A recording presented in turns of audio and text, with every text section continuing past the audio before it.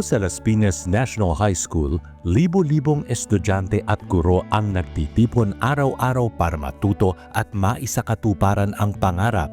Pero sa gitna ng kanilang pagsisikap, may mga hamon pa rin kinahaharap ang maraming estudyante at guro, lalo na sa pagdating sa kalusugan.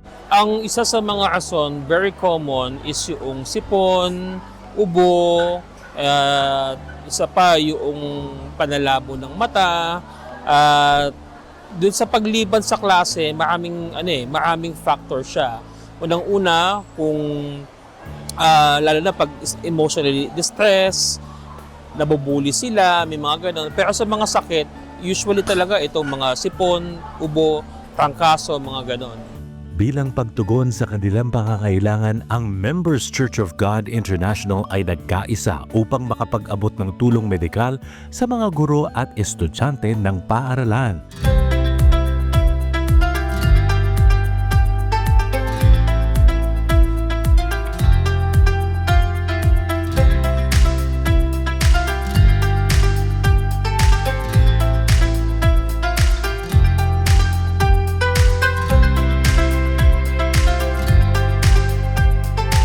Masaya talaga ako kasi hindi na siya yung magrereklamo na, at saka hindi na siya absent pag masakit yung ngipin niya. Thank you so much, sobrang ganda. Nag-follow ako sa page ninyo. Thank you.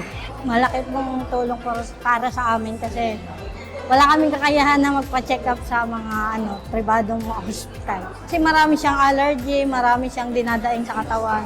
So yun, may nireseta na mga gamot, mga libreng gamot. Makakatulong siya kasi masusolusyonan na yung sa mata niya. Tsaka yun sa health care. Blessing na dumating kayo para maanuhan yung mga pangangailangan namin. Maraming salamat sa inyo, mga nag-sponsor sa MCGI. Lubos ako nagpapasalamat dahil napakalaking tulong nito. Hindi lamang sa aming mga guro, hindi lang sa aming mga estudyante, kundi meron pang mga parents na naandito. Meron ako nakita nag-a-avail ng benefits nila ng mga serbisyo nila. So, napakalaking tulong po ng isinagawang event ninyo ngayon. So, sa ngalan po ng aming punong guro, si Sir Ignacio Elson Jr., lubos po kami nagpapasalamat sa pagkakaloob niyo sa amin ng event na ito, ang medical mission. Libre po ito para sa lahat. Kaya isang karangalan po ang magkaroon ng ganitong libreng medical dental services, tapos yung mga services ng other government agencies para sa aming mga guro.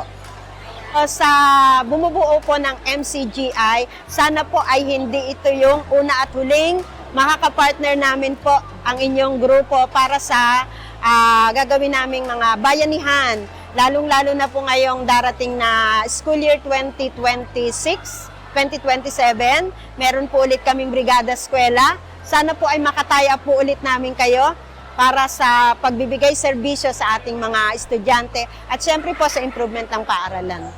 Maraming pong salamat. Diyos na po ang bahalang gumanti sa inyo. So, to God be the glory po.